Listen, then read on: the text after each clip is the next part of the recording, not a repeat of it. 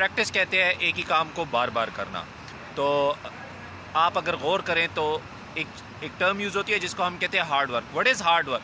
Hard work ये होता है कि आप कोई नया काम करना चाहते हो, ठीक है, और वो आपको नहीं आता, आप उसको सीखते हो। जब आप उसको सीखते हो तो कोई भी नया काम इतनी आसानी से नहीं सीखा जा सकता। उसको सीखने के लिए आपको जो चीज़ करनी पड़ती है उसको हम हार्ड वर्क कहते हैं।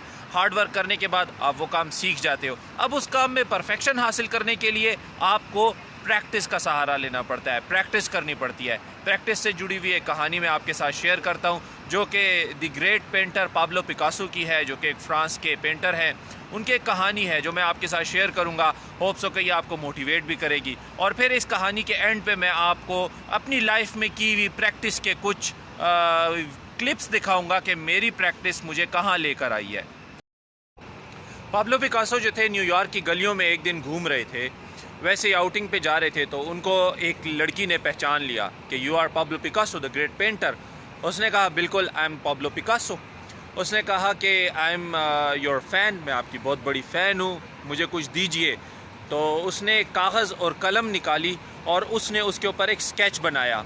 स्केच बनाने के बाद उसने उस लड़की को कहा, पाब्लो पिकासो ने उस लड़की को कहा, you can sell this sketch for $50,000 to any of the painter you find. और पेंट शॉप पे चली जाओ और ये $50,000 की ये सेल हो जाएगी। उस लड़की ने लिया और उसे बड़ा कैजुअल लिया। उसने कहा ये क्या ऐसी कह रहा है, ठीक है ये पाब्लो पिकासो है, बहुत बड़ा पेंटर है, अब ऐसी भी मजाक नहीं है कि इसने जो है तो अब ये पेंटिंग बना ली है तो अब हम कहेंगे कि यार ये जो है तो ये $50,000 की, यार इसका तो बस वैसे ही बहुत बड़ी इसने छोड़ दिया है, बहुत बड़ी बात कर दिया, ऐसा नहीं हो सकता।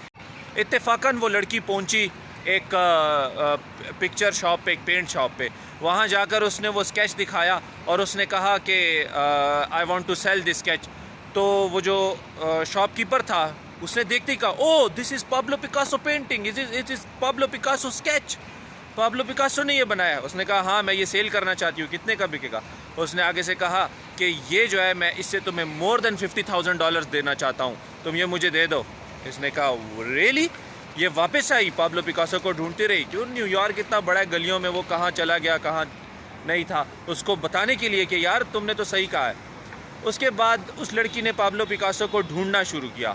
उसको ढूंढती रही। वो किसी इटली में पता नहीं किस जगह पर जाकर कहीं उसका कोई एग्जीबिशन मिला। उस एग्जीबिशन में उसने अपने आप को पहुंचाया, लड़की ने वहाँ पे, वो वहाँ पहुंची। जब वो पाब्लो पिकासो को मिली तो उसने कहा कि you said that this painting will give me more than $50,000, I can sell it for $50,000, you were right. Pablo Picasso ने कहा यस आई सेड दिस, ये $50,000 से ज़्यादा की बिकेगी, बिल्कुल ये मैंने बनाई है। उसने कहा really I am impressed, I want to ask you something. उसने कहा क्या? पाब्लो पिकासो ने कहा क्या? उसने कहा कि क्या तुम मुझे ये स्केच बनाना सिखा दोगे? तो आगे से पाब्लो पिकासो ने कहा मैडम इस स्केच को बनाने के लिए, ये स्केच बनाने के लिए मुझे 30 साल की प्रैक्टिस लगी है। कितने साल की प्रैक्टिस? 30 साल की प्रैक्टिस लगी है। फिर कहीं जाके मैंने ऐसा स्केच बनाया कि जो तुम सेल करो तो $50,000 का बिकता है। हम लोगों की क्या कोशिश होती है, ओवर द नाइट 2 दिन प्रैक्टिस करते हैं, कैसे मैं स्टार बन गया। क्रिकेट एकेडमी जाओ, 2 दिन प्रैक्टिस की होती है, मैं स्टार बन गया हूँ। 3-4 किताबें पढ़ ली, मैं स्टार बन गया।